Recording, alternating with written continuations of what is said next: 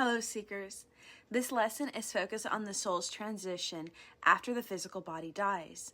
In the Western world, we call this death. This is part 1 of 2 on life after death. Today, I will be discussing the process of death, soul slumber, and the astral planes. Death is a natural process. It is the soul's transition from life on the physical plane to life on the astral plane. All the information I'm presenting today comes from Yogi Ramacharaka's book, Life Beyond Death, written in 1912. Yogi Ramacharaka was a pseudonym of William Walker Atkinson, an American writer who was influential during the turn of the century, the 1890s to the 1900s, spiritual and philosophical movements such as New Thought and Theosophy. Ultimately, Atkinson released more than a dozen titles under this pseudonym. The Ramacharaka books were published by the Yogi Publication Society in Chicago and reached more of an audience than Atkinson's New Thought works did. In fact, all of his books on yoga are still in print today and are widely respected, although some of his work is dated in some respects. And there is obviously some problematic issues with William Walker Atkinson's actions by taking the pseudonym of an Indian man.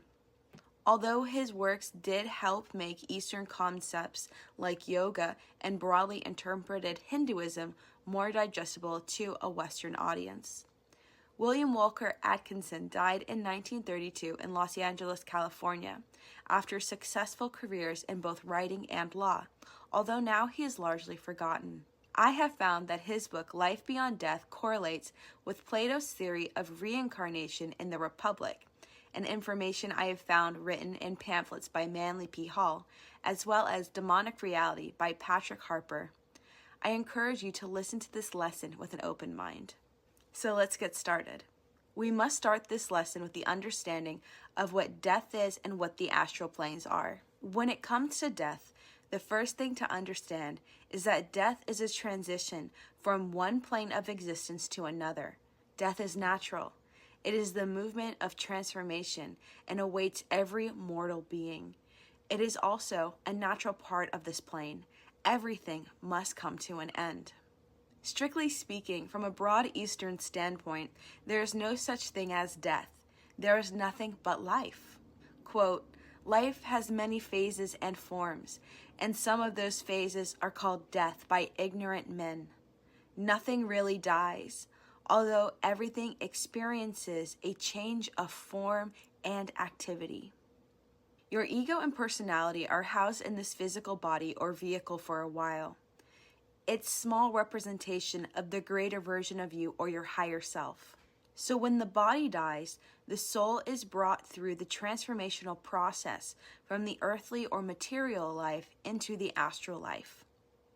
We can unpack the many steps that this takes. During the process of death, which is a transition between two great planes, the 6 senses will grow dimmer, and the life of a person seems to be flickering out. However, the soul's psychic senses are growing. It's common for a dying person to see other spirits in the room with them. The last breath is when the soul leaves the physical body into its astral body. The dying person's astral body gradually disengages itself from its physical counterpart, and then the silver cord snaps and the astral body floats away, and the soul has now left behind the physical body. While in the astral body, the soul is plunged into a deep sleep while inside of the astral body.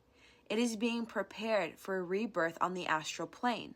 The astral body is a protection for the soul during this time, just as the mother's womb during the 9 months before the first breath. During this soul slumber, the soul is adjusting itself to new conditions and to gain new strength and vigor required for this phase of existence in the astral. During soul slumber is also the great review of life, a panorama which passes before the mental version of the soul as it sinks into its soul slumber. The unconscious memories unfold their secrets. Nothing is reserved or withheld. The soul in its awakened spiritual state is able to connect to its highest self and able to know the meaning, cause, and consequences of every event in its life. The soul then gives itself judgment. It's able to analyze its life and pass judgment upon itself and its acts, according to the life lessons that were set out to be learned at the beginning of the former life.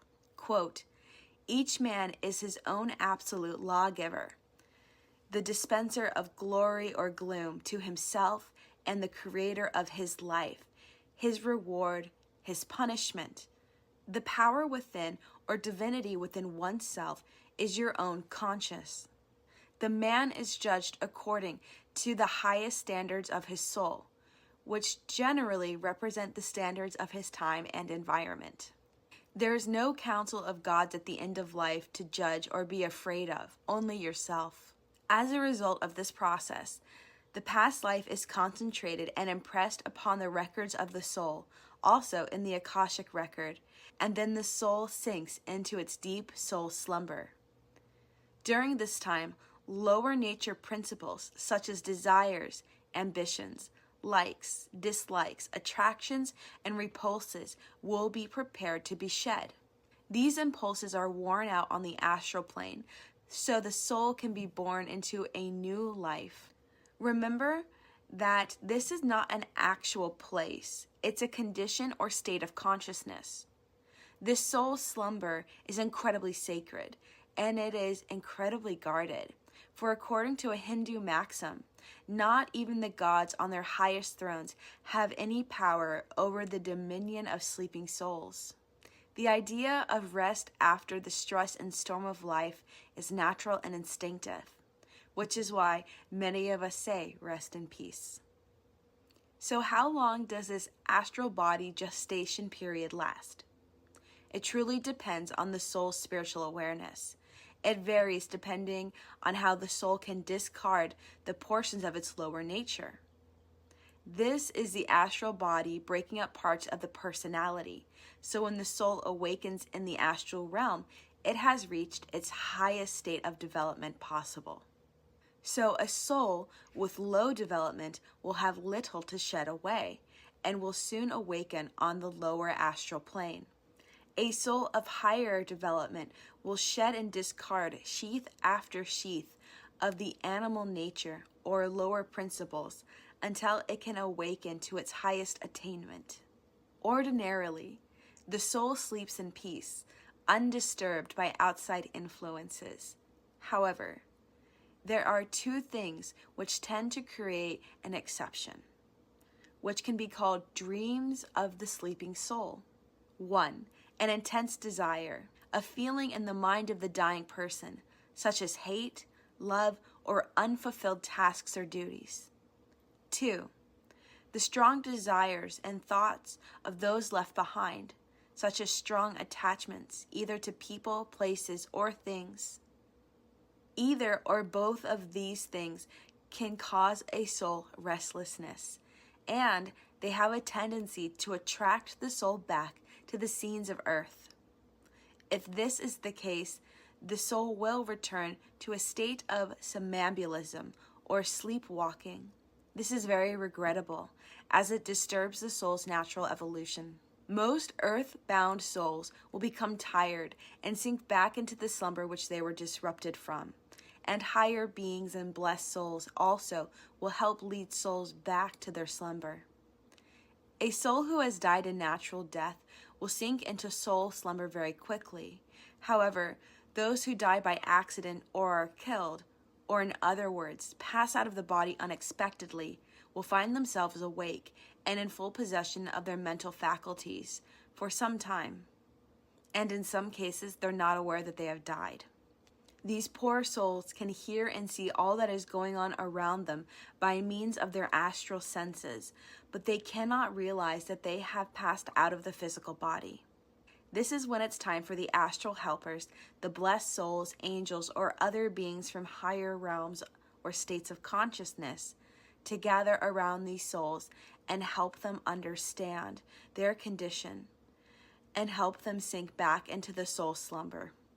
So what happens after the soul awakens on the astral plane? The soul will be on a plane or subplane of the astral and determined by their level of consciousness. There are many realms and subrealms to the astral plane. Astral means of or pertaining to the stars, which originally came into the use of occultism by the idea that the other side was up in the skies or among the region of the stars. This is very terrestrial thinking. Most Westerners tend to think that heaven or hell is a specific place situated in space. However, the advanced occultists will know this is not true. Heaven is a state, or rather is a state of being. This can be very abstract to understand, but let's try making it as simple as possible. An astral plane is a state of consciousness. It is a vibration. In other words, a plane is a condition or state of activity in the internal energy of spirit in which the cosmos lives and moves and has its being. This can be illustrated through the vibration of sound. The air may be filled with many notes of a musical scale, but we cannot see them. Yet they occupy the same space and do not conflict with each other. Another example of this planes of existence can be seen on a color scale. Vibratory waves come from each color, giving it its own place on a scale, creating a spectrum. However, beyond the realm of visible light to the human eye, there are many colors invisible, because the vibrations are either too high or too low for the human mind to conceive. And this is the same with the astral planes.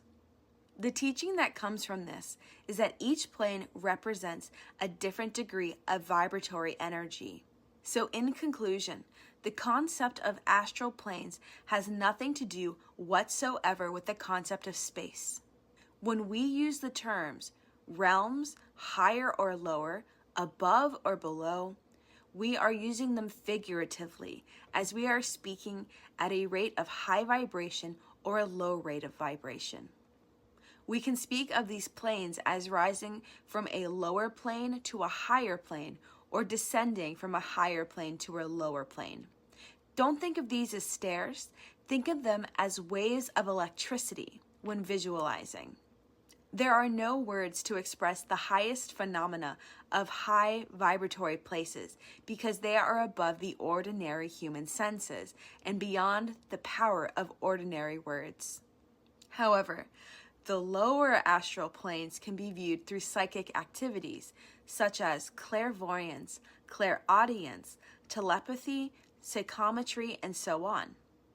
However, on these lower planes, you may find ghosts, you may find apparitions of disembodied souls. For the most part, these lower astral planes are far from being healthy or even nice places to visit. Most of the time, mediums or psychics are interacting with this lower vibrational plane. We can talk more about the level of astral planes in the Zoom lesson. Let's continue with the soul's journey. The soul will naturally, impulsively reawaken itself, and this will happen slowly. Just as a butterfly discards the chrysalis shell, the soul will slip away from the astral body, creating an astral shell. The soul is free from all of these worn out encumbrances and now can open its eyes to new activities in the astral planes. Each soul is destined to dwell on a plane of the highest and best of itself, now that the lower elements have been discarded. Most people would call this heaven or hell. And it's important to understand that absolute justice has no place for punishment. However, the idea of heaven and hell are entertained by the individual and the remaining memories of their earth life and what they believed. Each soul finds himself surrounded by a religious environment in accordance to the best beliefs entertained during its earthly life. This is on the mental plane or the imagination. It is a reflection of the state of ideals and desires of the soul. So, for Native Americans who believe in the happy hunting grounds, That is where one's soul should find themselves after death. Whereas a Christian may find themselves walking the heaven, a street paved with gold and beautiful jeweled mansions. This means that one can undergo traditional tortures and sufferings through hell as well. Remember that this is all in the soul's imagination, of course. Until the soul receives a valuable disciplinary lesson, there are many degrees of the astral plane by which souls will find various shades of religious belief. The fire and brimstone is one extreme version of that. And the same goes for the idea of heaven. The soul finds itself enjoying bliss according to his own ideals. The plane of heaven and hell is a result of the soul's karma and judgment. Heaven and hell are purely a creation of the soul's own being. Now there is an exception. The soul which has advanced far enough to realize that there is truth in all religious beliefs and has manifested a tolerant spirit here on earth. This soul will be allowed to see the joys of all blessed in religious faith. Now there is no such thing as eternal bliss or eternal pain on the astral plane. Remember, it's all consciousness and vibration. But life on the astral plane does not consist entirely of heaven and hell. We'll talk about that later in the Zoom lesson. There are many opportunities for the soul to express its creative faculties and exercise intellect, joy, and knowledge. We have gone through half of the soul's journey, and it's a lot. The other half, part 2 of this lesson, will be focused on rebirth into the next life. In our Zoom lesson, we will be discussing so much regarding part 1, what life on the astral plane looks like, how ghosts are formed, and answering all of your questions to the best of my ability. This is a really exciting lesson, and it's a very interesting occult knowledge that I look forward to sharing with you. And until next time, Seekers, stay magical.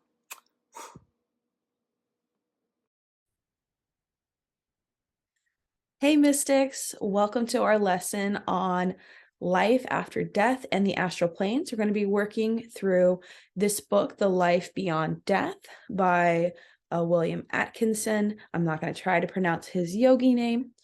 If you haven't watched the first lesson, the pre-recorded lesson, I highly recommend, because I'm not going to be going over like a summary this time. We're going to be walking through what the soul does after it gets onto the astral plane. So we're going to do a quick recap and then head into the new content. So when the soul dies, the soul will leave the physical body and it goes into what is known as your astral body. The best way to think about this is thinking of an egg.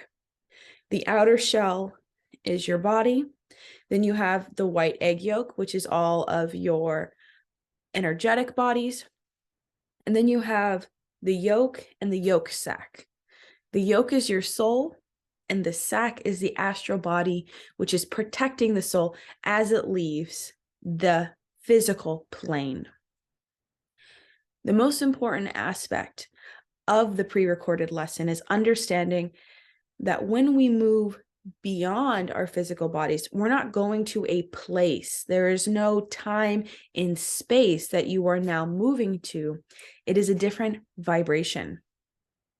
We are all currently vibrating in our physical bodies at a very low level, because that's how we get matter. Matter comes from lower vibrations. So you move into the astral body, you go through the great review of life, which is where the soul becomes aware of every choice and every decision that was made, why it happened, what the lessons were to be learned. And then that gets impressed upon the soul and goes into the Akashic records, which is where the Akashic records is, again, not a physical place. It's a space within inside of yourself and a vibration. Then we go through the judgment period. So there is no great council of gods that are here to judge whether you go to heaven or hell. It is within yourself. It is your conscience that awakens, your conscience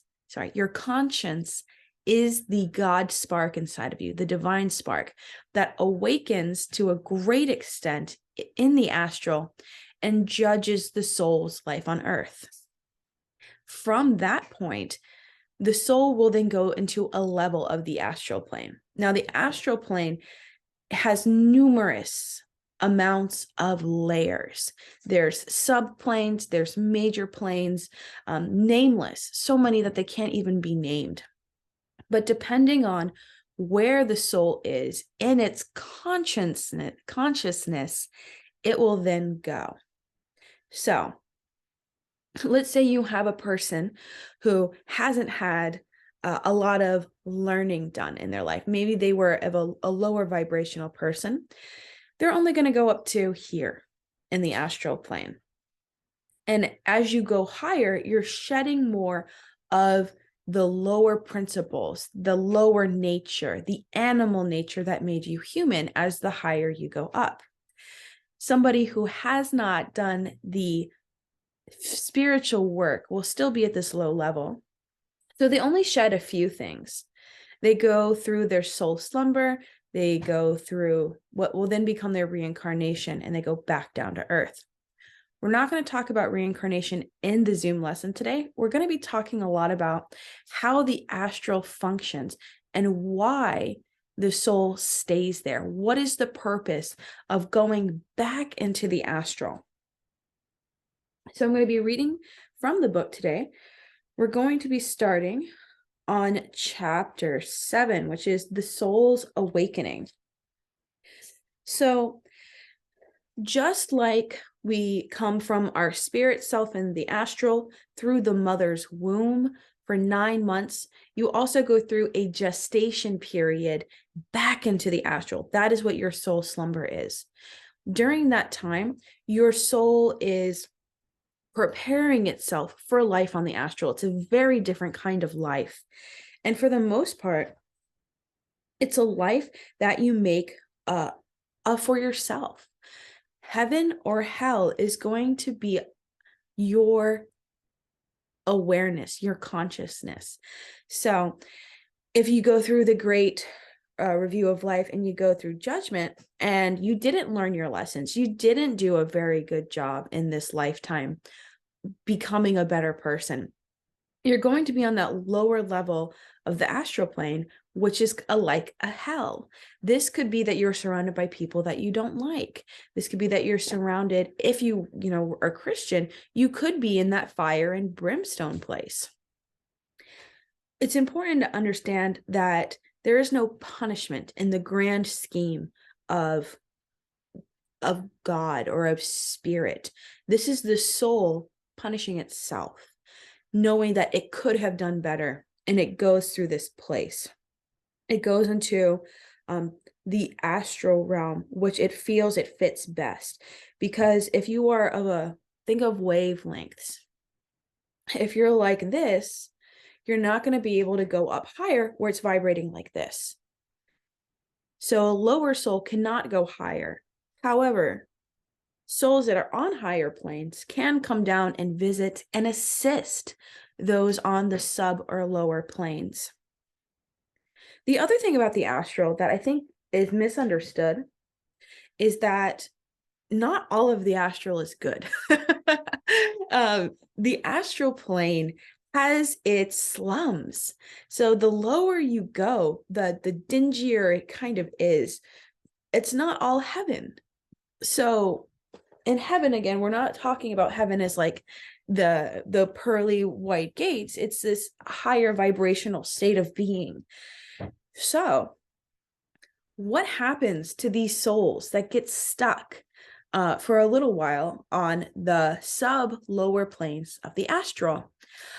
Well, some of these souls, because they're not very developed, actually go back to earth in their soul spirit state. And that's how we get ghosts. So ghosts are earthbound spirits. They are spirits who were not able to release the principles, the lower nature of themselves. And this could be for a myriad of reasons. This could be because they feel like they have unfinished business. It could be because they didn't accomplish something in their life and they're so attached to it that they can't let go. Let's say the soul wanted to make $1 million, and because it died without doing that, it can't let go. It comes back. It's also important to understand that when the soul is supposed to go up higher, it lets go of something called its astral shell. So the astral body is just like the womb. So when the soul breaks free of it and goes up, the shell falls down into the lower astral plane. We talked about this with Manly P. Hall's pamphlet, Unseen Forces. So in the lower planes of existence, the lower astral plane, there are thousands of these astral shells just scattered around.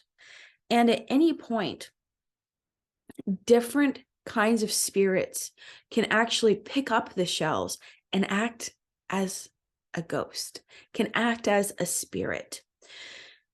Most of the time, spirits who are earthbound are in a state of something called somnambulism, which is also known as like a sleepwalking state. They get stuck here, whether or not they're in their astral shell. And then the souls who are up here at this higher vibration, they're called the blessed souls, come down and help pull the soul back up, away from the attachment of the material world. It's actually quite sad. Earthbound souls it's a very sad experience because they're going against the natural evolution of the soul. They're not able to continue into their life path. So we talked about people who were unable to accomplish something. That's one reason. Anxiety and remorse is another one. And then fear for those left behind. In particular, people who died untimely deaths often become earthbound souls unintentionally. So let's say someone died in a car accident. They were not expecting to die. Their body was not prepared for them to die. In that moment, the soul will actually think it's still alive on earth, but will not understand what's going on. Why can't people hear me? Why can't people talk to me? And then that's where, again, these earthbound souls need help in their spiritual development. They certainly don't want to stay in a place where they're brooding and feeling lost. Anything else about our earthbound souls?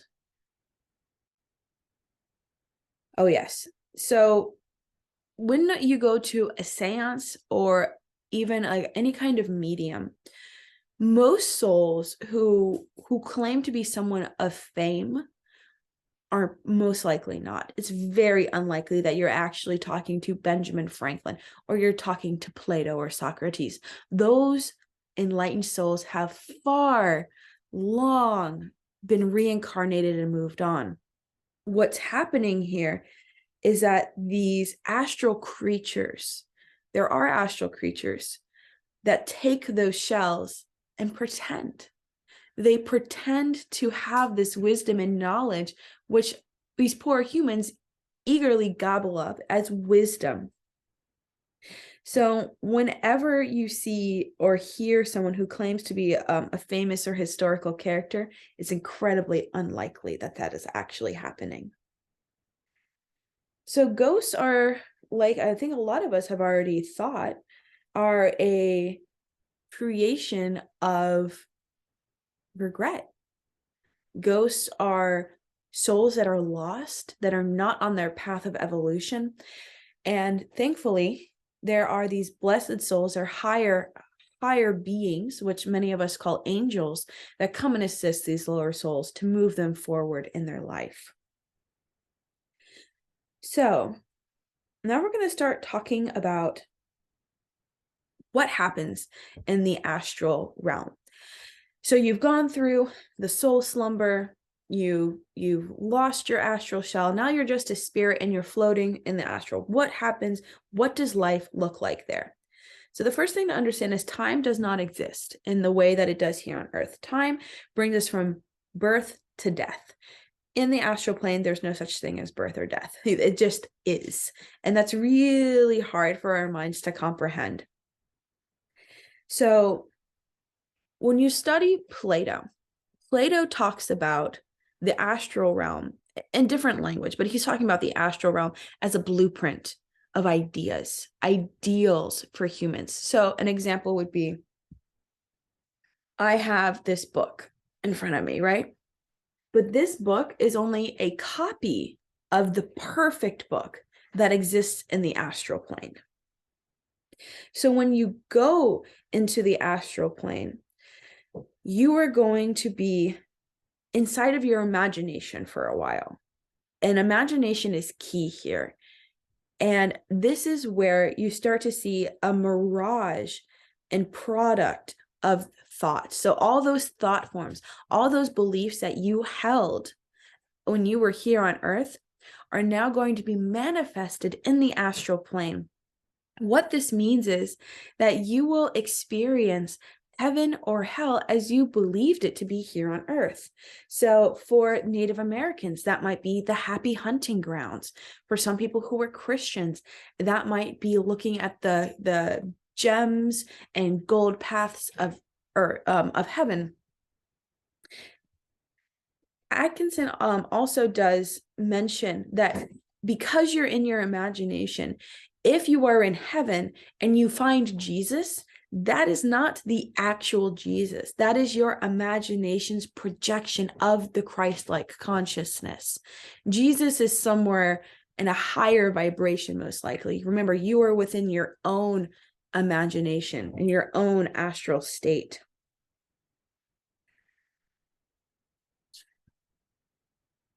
So when you get into the astral plane, the soul has this beautiful ability to create. And why? Why is this so wonderful? Remember that creation is your godlike ability. And as you're creating, this is the part of self-expression. This is the ability to start really allowing your soul to show itself in its greatest expression. And it's hard for us to describe in words here on earth, but imagine all of the things that we see as beautiful in life. That's art, music, literature, invention, architecture. All of that is available to the soul to create for itself.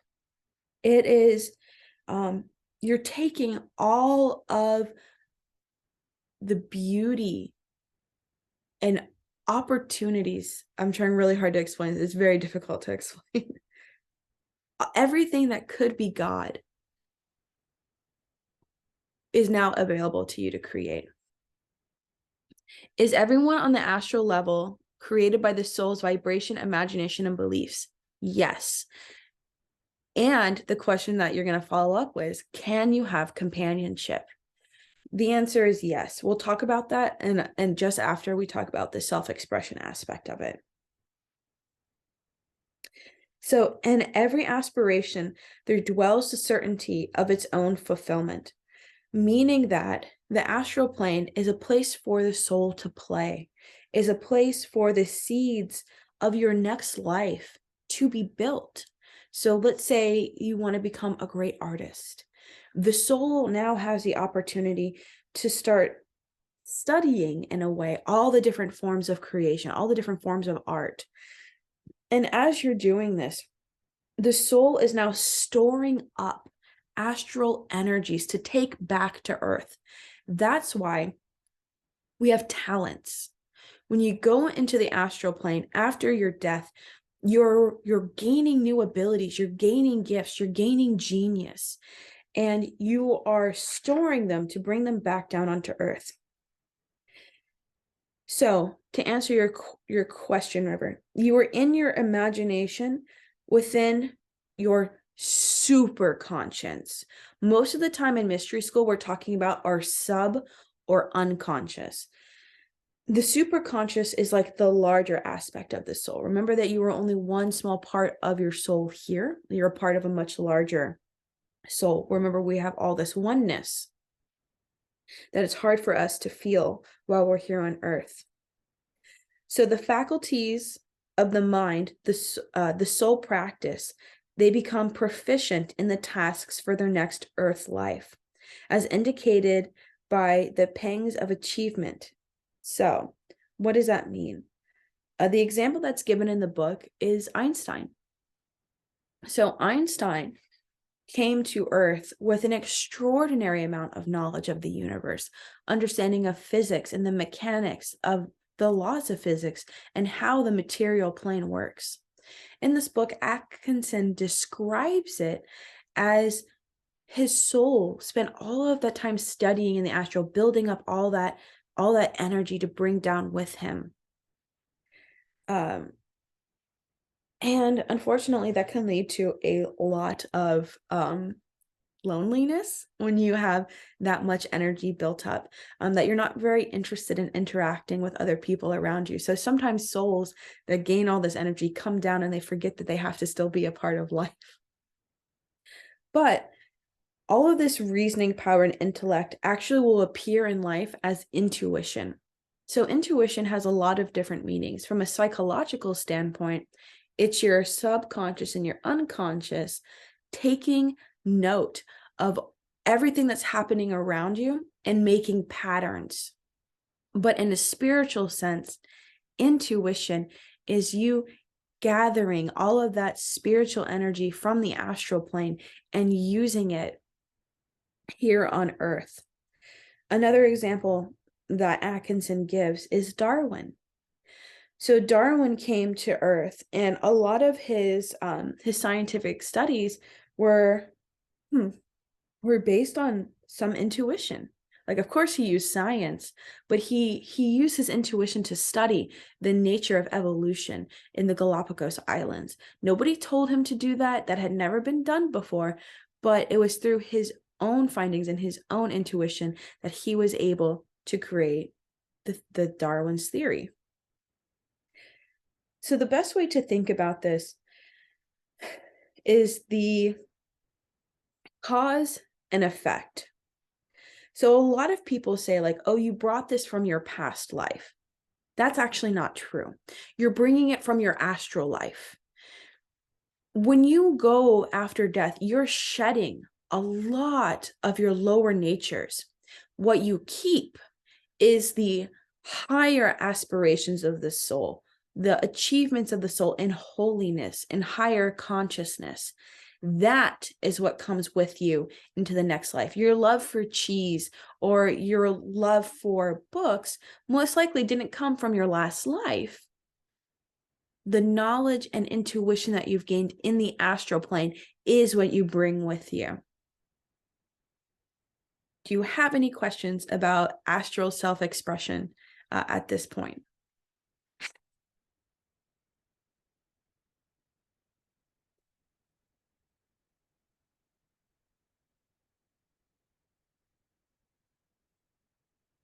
No, excellent. So let's talk about astral companionship. This is chapter 14.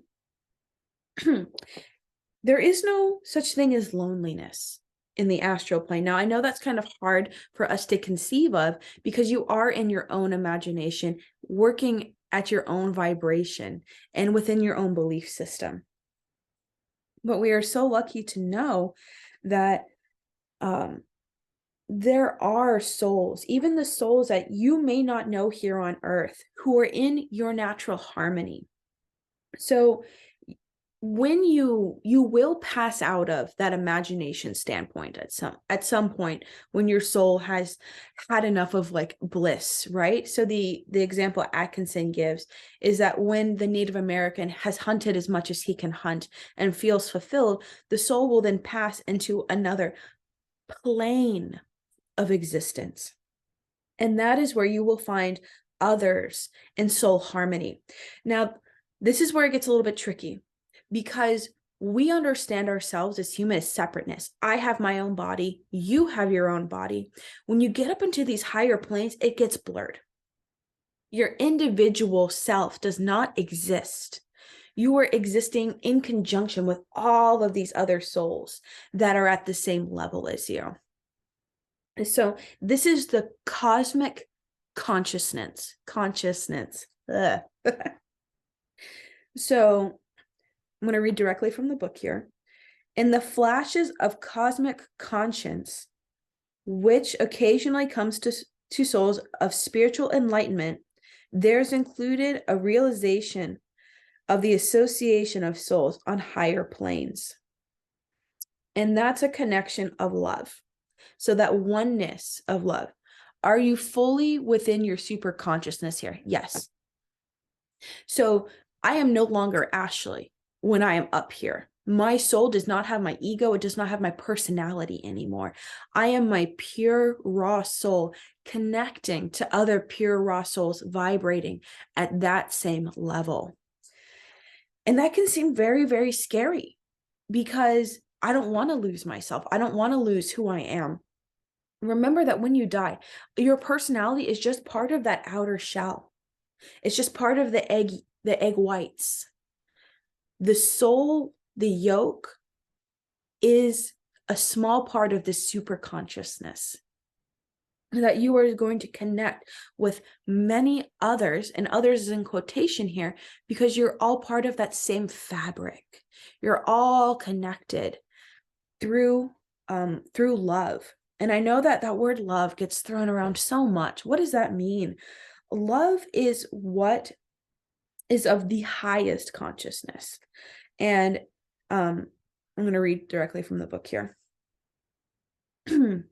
To dwell in the same place as a loved one on the astral plane simply means to dwell in the same state, vibration, or condition of being, and thus brought into a closer relationship and degree of nearness.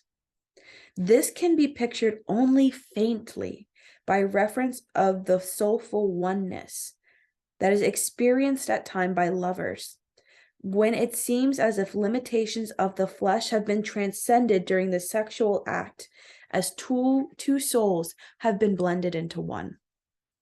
So what Atkinson here is explaining is that at times, if you have ever had very spiritual, soulful sex, you actually feel like you want to be inside of the person, that you want to like rip their flesh apart so you can be closer to them.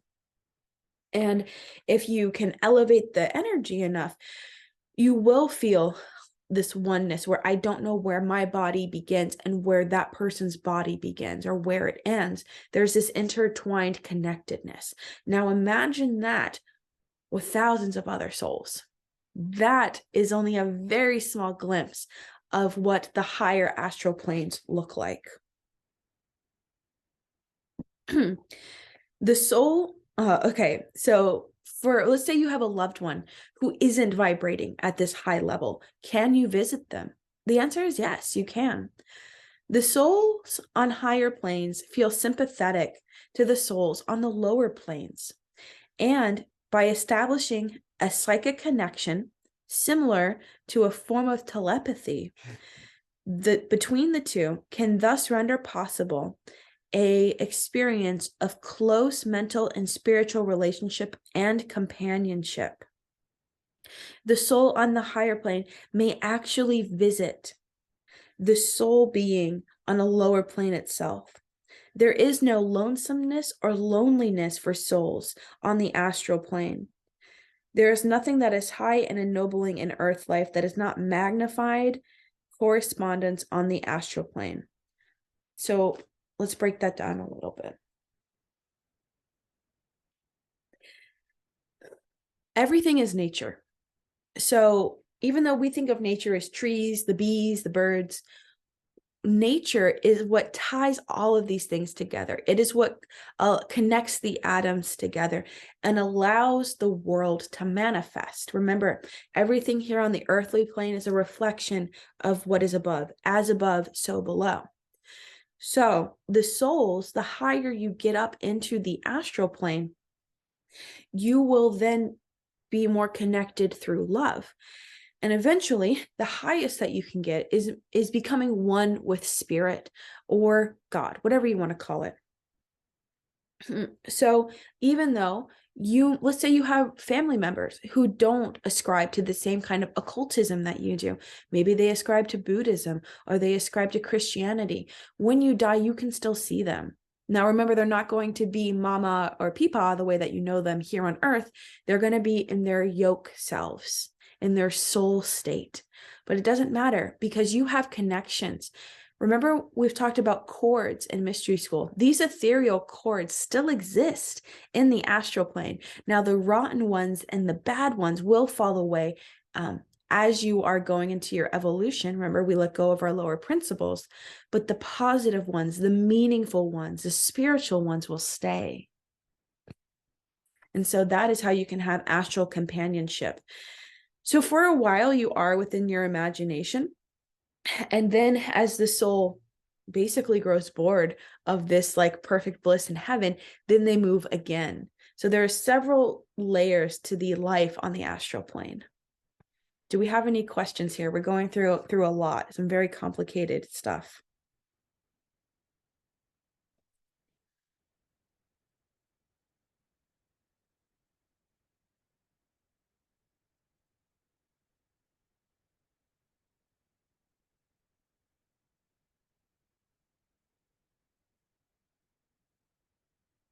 Okay. Now we're going to talk about the last thing today is soul plane occupation. Whew. Yes, there are occupations on the astral plane for some souls, not all of them. It depends on the level of enlightenment that the soul has. So the highest form of souls, at least talked about in Atkinson's book, are called the blessed souls. We can imagine these souls being saints. We can imagine them being highly evolved human beings who have achieved the Christ-like consciousness. And just like here on earth, these souls have purpose, and that is to help elevate the lower souls, help give not just confidence to the lower souls, but help them understand their purpose, understand why they're at this level and how they can go up higher. In some cases, these blessed souls go down to earth and actually will pull the lost souls back into the astral plane, and then they go right back into soul slumber so they can go through that gestation period before arriving. So the astral plane occupation is chapter 8 in the book, and it says that this is where things get kind of funky. So everything that we're seeing here on our material world is a reflection of what's happening in the astral. As above, so below. Although we think that this is reality, and it is to some extent, it is not the highest reality. The highest reality is in the astral plane, where the soul can achieve higher activities. Now, it will be similar to that of the mind. So the mind invents things, it builds things, it creates things for material form. Somebody created this book, somebody created this iPhone. But the soul, it's actually going up to serve the higher planes. There is a purpose. So he calls it the scales of existence. Is it like astral Reiki? Can you further ask your question? I'm sorry, I'm not sure what you're asking there. And so the idea here is, again, that soul has the ability to create whatever it wants in the astral.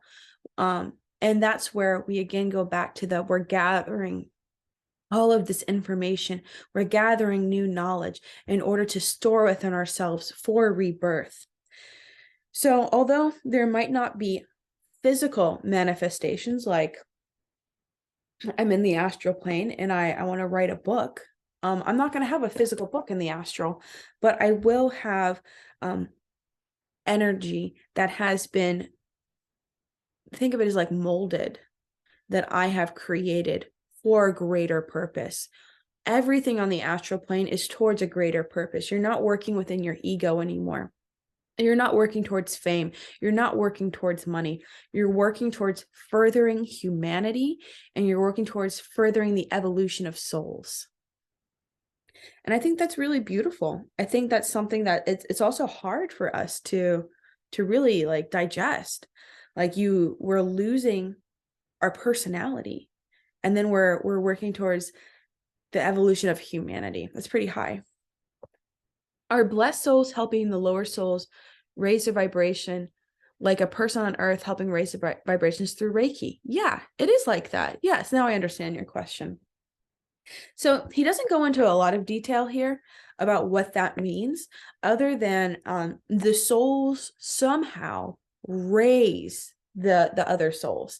Now, it might be through, I'm assuming through energy work. I don't know. He doesn't give a lot of detail here, but that would be pretty cool.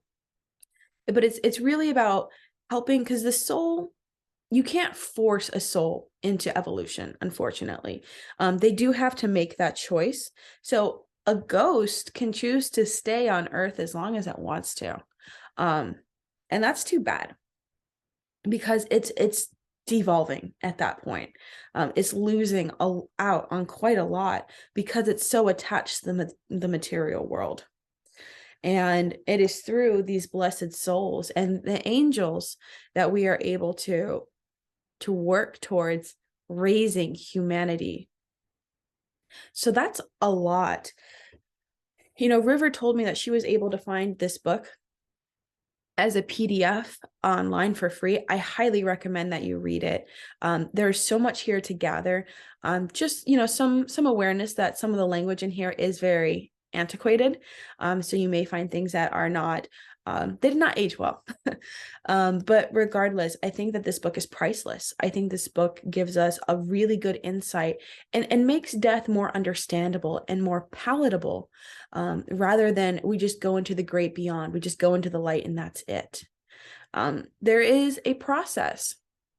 So one of the questions that I had when I was reading this book is, where did William Atkinson get all this information? There seems to be a lot of debate. So during the early 1900s, bringing over Eastern religions was a very big deal in the United States. And that started with Helena Blavatsky and Theosophy. And the idea here is that he did study under an Eastern teacher who may have been called, oh my goodness, Ramacharaka. But we don't know. We don't know if it was actuality or not. However, Atkinson's books are still very popular today, and they're actually praised by modern Eastern practitioners for being accurate. So even though there's a lot of problematic issues with Atkinson and some of his language and the choice of taking on a name outside of his culture, the information is still accurate. And it is in the most condensed form that I have ever found. And my goal in this lesson is to help you have a greater understanding of what life on earth can be. So all of us come down with purpose. We all come down with that intuition inside of us, whether it is a personal goal. Maybe you want to become the greatest painter of all time, or you come down as a higher vibrational soul to help move the evolution of humanity. We all now understand what is happening and why. So in part 2 of our recorded lesson, we're going to go finish the rest of this book. It was just too much to put into one book, or one pre-recorded lesson. We're going to be talking about the second soul slumber and then the rebirth process and how that works. And then after we finish this book, we're going to start talking about soul contracts and how the soul decides what it's going to learn when it comes to Earth during its rebirth. So if you have any questions, please feel free to message me, send me an email, talk to me on the temple. I would be happy to answer them. This is a very abstract concept that we're talking about today. So thanks for listening.